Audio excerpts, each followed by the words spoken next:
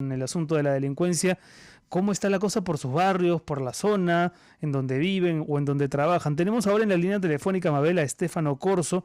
Él es especialista del área de seguridad ciudadana del IDL. Precisamente este mapa de la delincuencia que veníamos comentando ha sido elaborado por IDL y estoy seguro que él tiene conclusiones importantes que compartir con nuestra audiencia. ¿Cómo está, Estefano? Muy buenas tardes. Hola, buenas tardes, Renato, Mabel, ¿cómo están? Buenas tardes, un gusto acompañarlos el día de hoy.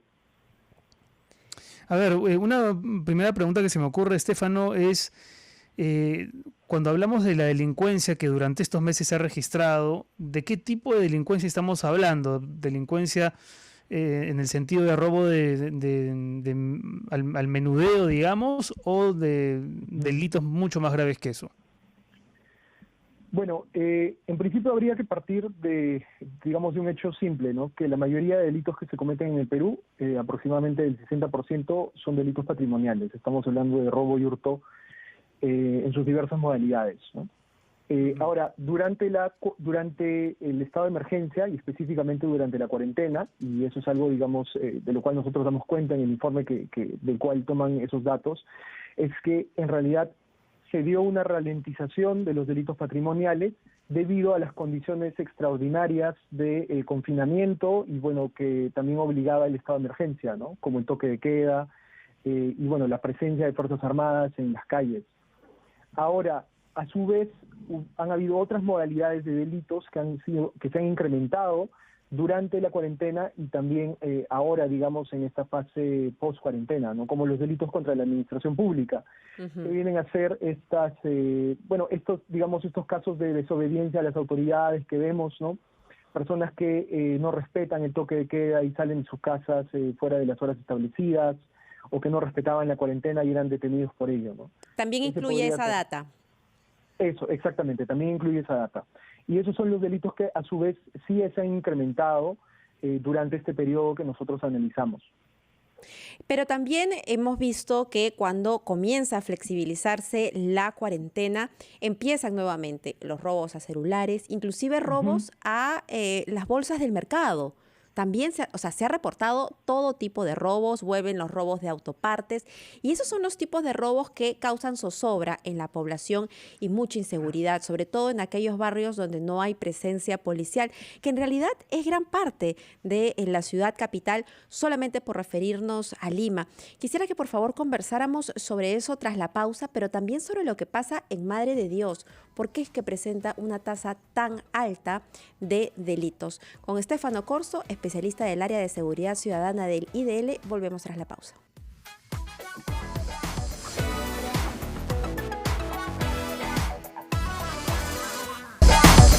6 de la tarde con 35 minutos, estamos conversando aquí en conexión con Estefano Corso, especialista del área de seguridad ciudadana del IDL, que ha desarrollado un interesante esquema con información de la policía sobre el comportamiento de la delincuencia en nuestro país. Mabel había hecho una pregunta a Estefano respecto del caso puntual de Madre de Dios, donde hay una incidencia importante de delitos denunciados y en comparación, digamos, con la densidad poblacional. Cuéntanos un poco qué está ocurriendo en Madre de Dios. Bueno, en el caso de Madre de Dios, definitivamente se pueden ejemplificar muchas razones por las cuales muchos delitos tampoco se denuncian, ¿no? Principalmente una ausencia casi total del Estado y de las dependencias policiales existentes.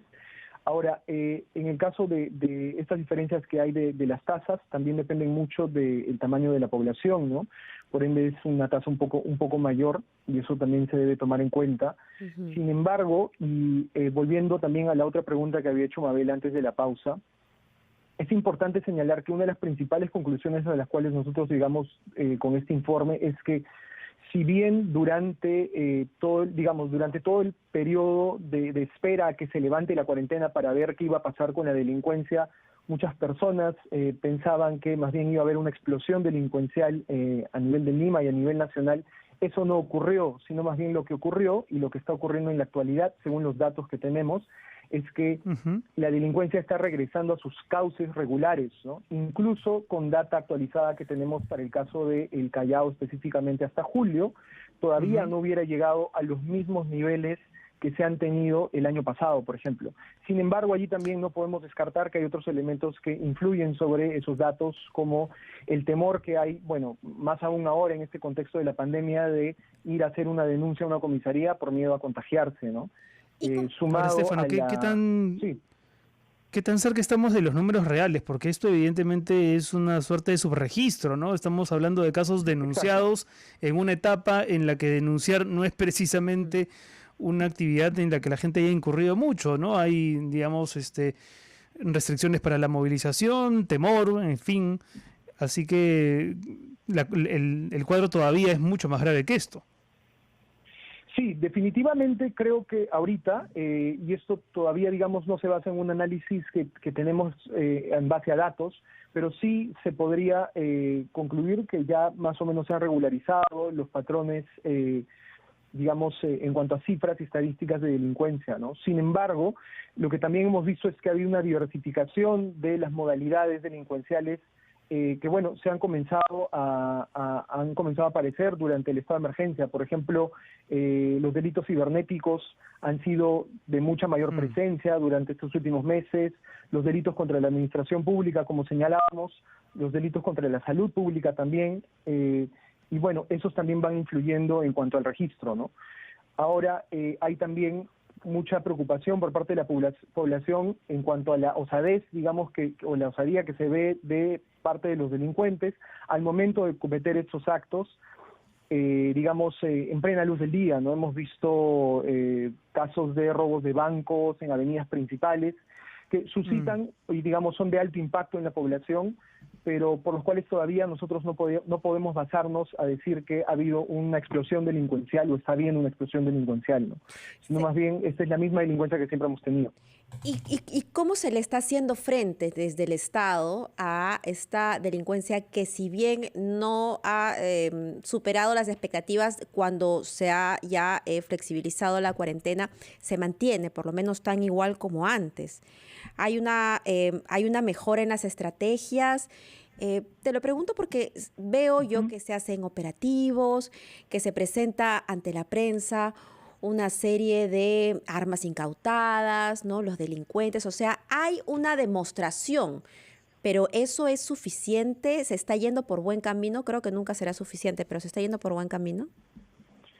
Bueno, el Estado ha apostado sobre todo en una lógica de intervención sobre la actividad delincuencial, y eso se ha dado principalmente a través del Plan Fortaleza 2020, que se elaboró durante la administración del Ministerio del Interior del exministro Gastón Rodríguez. Ahora, un tema que sí es preocupante es que el Ministerio del Interior pasó de ser quizás la cartera más estable del Estado a ser la más inestable. Hemos tenido ya 3 cambios durante los últimos meses. El exministro Carlos Morán, que había sido el ministro más longevo de Martín Vizcarra, pues salió del cargo, y ahora con el último, bueno, este caso controversial de Tomás Restobar, también han habido cambios al respecto, ¿no?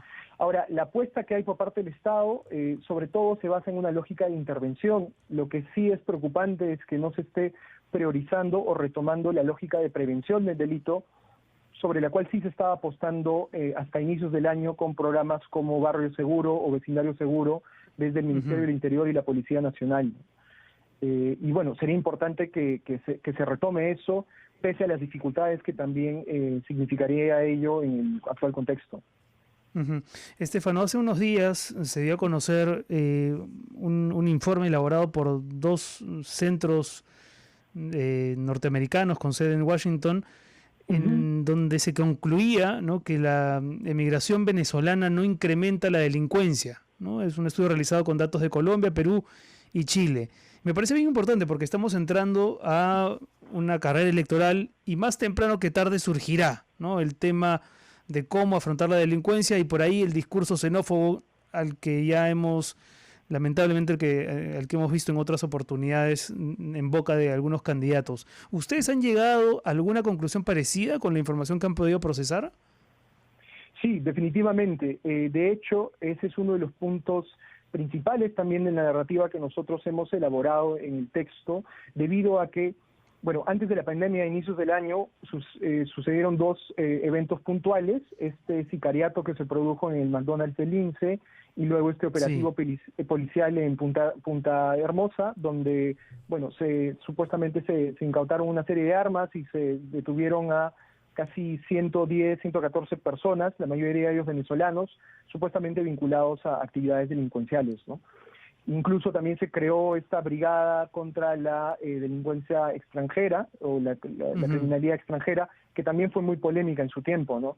Y durante este periodo, sobre todo desde una sola bancada en el Congreso, se han presentado también proyectos que buscan, o más bien que recogen este sentir un poco que no tiene ningún tipo de base estadística sobre la influencia de la migración venezolana en la delincuencia, que como bien señalas, este estudio del Brookings Institute indica que más bien es mínima, ¿no? Eso. O sea, en realidad la mayor parte de la delincuencia en el país se comete por peruanos, ¿no? Ahora, los alcaldes son básicos para la articulación de las medidas de lucha contra la inseguridad ciudadana. Y el distrito de San Miguel, acá en Lima, debe tener alguna particularidad porque es el que presenta la menor tasa de delitos de toda la capital por cada 10.000 habitantes. Estamos hablando, según los datos que ustedes han reunido, que es 9 por cada 10.000 habitantes. Ese dato es correcto, ¿verdad? ¿Y por qué? ¿Ustedes lo han analizado? No lo analizamos en particular en el informe, pero eso se debe, yo asumiría, porque bueno, yo vivo en San Miguel también, principalmente a que durante un tiempo el programa, digamos, Vecindario Seguro, que es un programa institucional de la policía, se inició en el distrito de San Miguel por parte de los que eran en ese momento encargados de las comisarías, ¿no? Incluso se han implementado también lo que se conoce como el Plan Cuadrante para establecer una serie de casetas de serenazgo que estén interconectadas con las comisarías de la jurisdicción y que permitan, digamos, una vigilancia constante, sobre todo en zonas de mucha afluencia de población, ¿no? Estamos hablando entonces aquí de esta triangulación, ¿no? Municipalidad, comisaría y vecindario. Exactamente, de lo que se conoce como el trinomio de la seguridad, en todo caso, sí. Qué interesante. Es muy importante. Así es. Bueno, Estefano, muchísimas gracias por estos minutos aquí en RPP, en el programa, alcanzándonos las conclusiones a las que han llegado. Ha estado muy, muy interesante. Estefano Corso, especialista del área de seguridad ciudadana del IDL. Y ahora, Mabel, antes de la pausa, invitar a la gente a que nos llame al 212-4100, 212-7165, a los que viven fuera de Lima, 0800-131-40, y que nos cuenten dónde viven, si han sido testigos de atracos o víctimas directamente, y que en general nos cuenten cómo están sintiendo la seguridad en sus distritos o la lucha contra la delincuencia.